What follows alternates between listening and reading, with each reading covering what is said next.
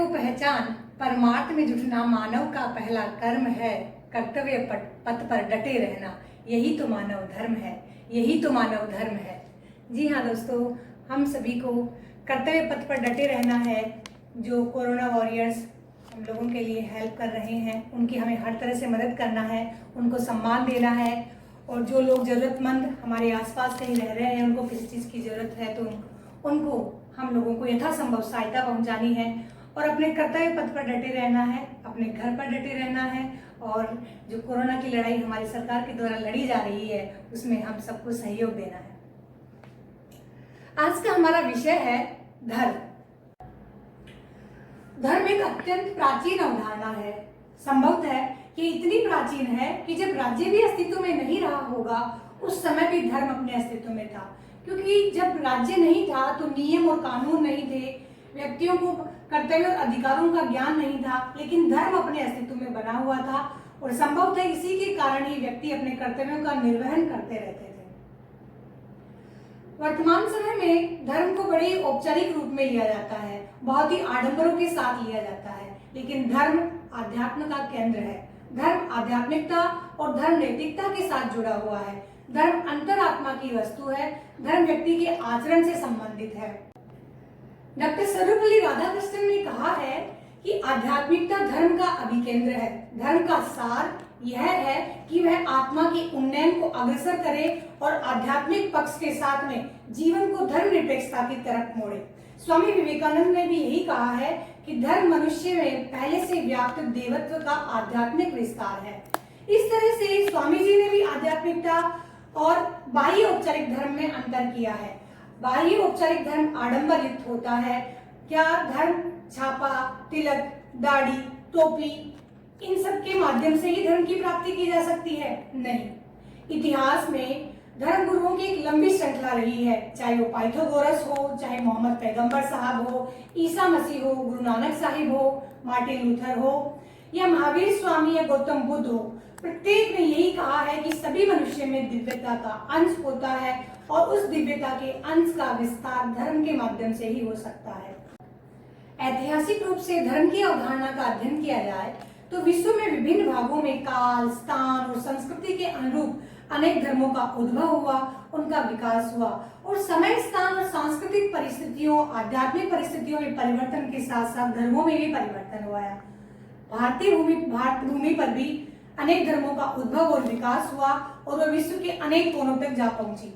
देखा जाए तो बाहरी रूप से सभी धर्मों में परिवर्तन होने पर भी इनका जो एक तत्व है या इनमें एकता की एक बुनियादी मूल्य की बात की जाती है, जो सभी धर्मों में समान रूप से देखने को मिलती है।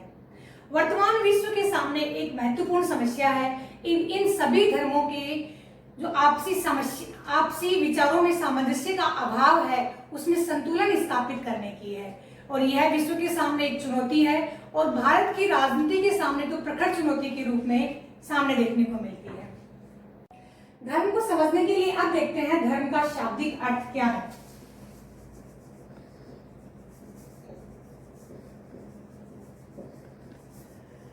धर्म पर एक सर्वसम्मत परिभाषा का अभाव है, लेकिन धर्म अंग्रेजी के रिलीजन शब्द का समानार्थक शब्द है और रिलीजन शब्द का अर्थ होता है आस्था, विश्वास और अपनी मान्यता।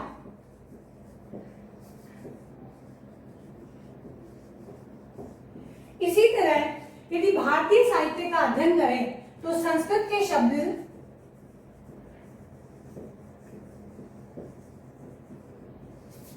धारणार्थ शब्द से धर्म का रूप प्राप्त हुआ है। धारणार्थ दृढ़ धातु से बना है और जिसका तात्पर्य होता है धारण करना। इस तरह सार रूप में देखें तो धर्म व्यक्ति के द्वारा अपनाई जाने वाली ऐसी आस्थाएं, ऐसे विश्वास, प्रथाएं और स्वयं की मान्यताएं हैं जिनको वह अपने आचरण में धारण करता है। भारतीय संस्कृति में तो कहा भी गया है कि व्यक्ति का कर्तव्य पालन करना, सदाचरण का अनुगमन करना, न्याय की अनुपालना करना, अहिंसा का मार्ग चुनना और सद्गुणों और सत्य मार्ग का अनुसरण करना ही धर्म है। तो सारतः यह कह सकते हैं कि धर्म क्या है? धर्म व्यक्ति के द्वारा विश्वासों, प्रथाओं और आस्थाओं के ऐसे मानक होते हैं जो किसी जनसमूह के द्वारा स्वीकार किए जाते हैं, जो व्यक्तियों के लिए यह बताते हैं कि क्या सात्विक है, क्या असात्विक है, क्या मान्य है, क्या अमान्य है, क्या पवित्र है, क्या अपवित्र है, क्या अनुगमन योग्य है और क्या अनुगमन योग्य नहीं है। वस्तुतः धर्म की उन्नति व्यक्ति के कल्याण के लिए ही होती है और आध्यात्मिक रूप से व्यक्ति को जब स्वयं की प्राप्ति हो जाती है तो व्यक्ति परमार्थ में जुट जाता है। धर्म का वस्तुतः यही सार है। लेकिन औपचारिक रूप से धर्म को हम कर्मकांड से, आडंबरों से या दिखावे के साथ जोड़ते हैं, पूजा पद्धति के साथ जोड़ते हैं, वो धर्म का वास्तविक रूप नहीं है। धर्म को राजनीति के अंदर क्यों अध्ययन किया जा रहा है? राजनीति विज्ञान जैसे विषय में धर्म का अध्ययन क्यों किया जा रहा है? क्योंकि राजनीति स्वयं नीति का अनुपालन करती है और नीति धर्म है। इस तरह से कहा जा सकता है कि नीति, प्रथाओं और विश्वासों, आस्थाओं का पुंज ही धर्म है, जो व्यक्ति के आध्यात्मिक केंद्र को प्रस्फुटित करता है, उसका विकास करता है और व्यक्ति की आत्मा को उन्नयन की ओर अग्रसर करता है। धर्म और धर्मनिरपेक्षता। धर्मनिरपेक्षता शब्द आज पूरे विश्व में बहुत ही विवादित शब्द है और ये हर कोई देश अपने आप को धर्मनिरपेक्ष बताना चाहता है, क्योंकि धर्मनिरपेक्षता के माध्यम से वह अपनी छवि को उज्जवल करना चाहता है।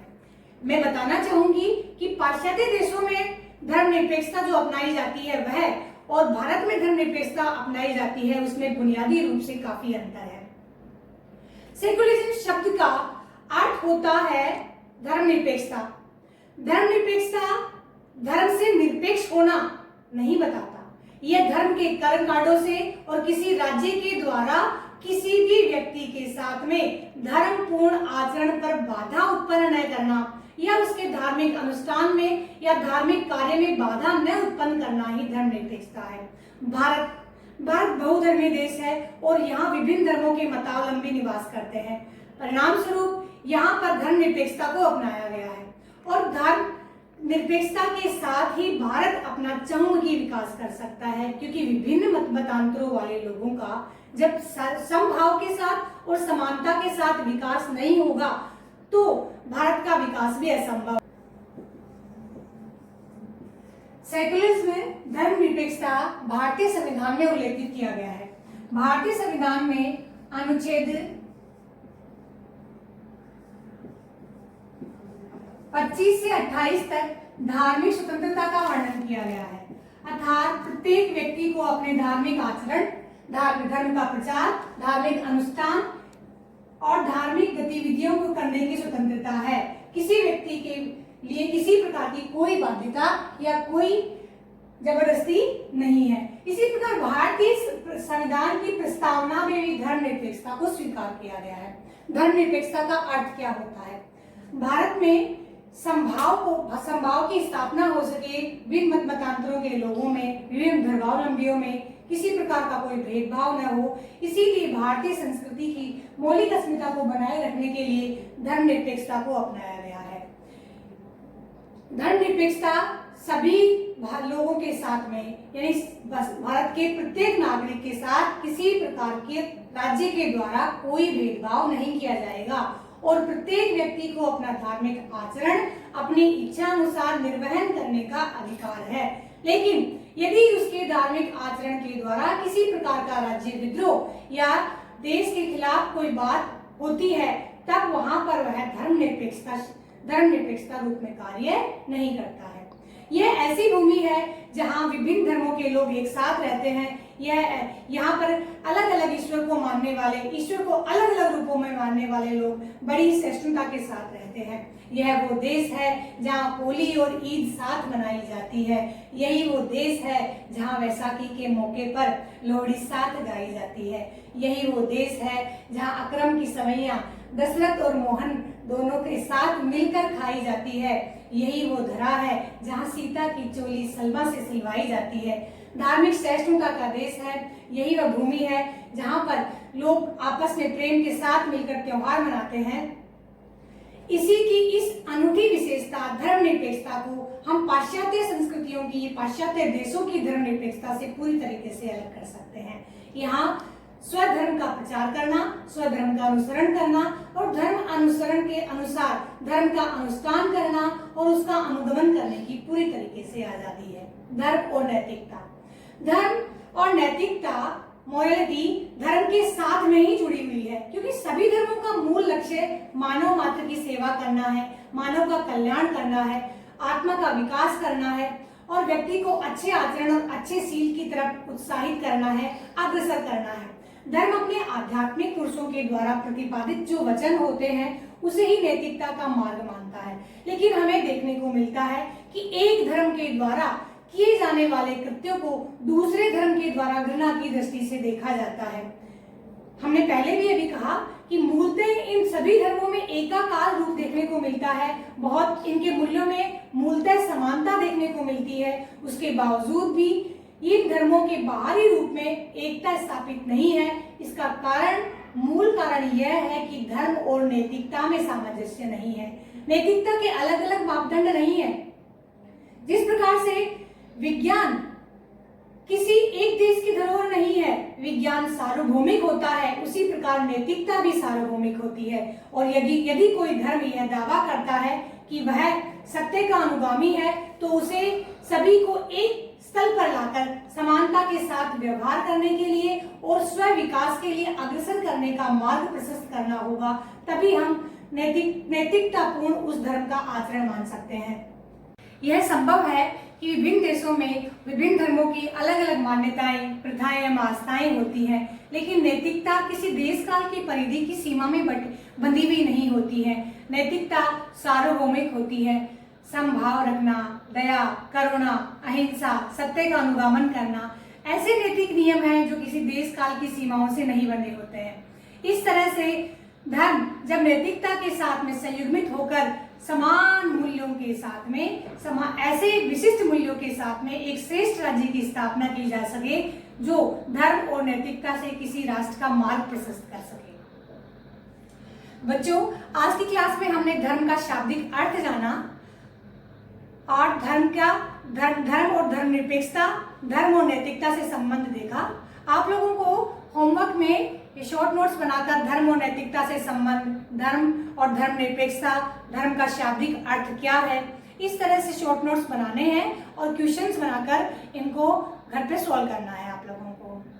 अगली क्लास में जल्द ही मिलते हैं। तब तक के लिए जय हिंद, जय भारत।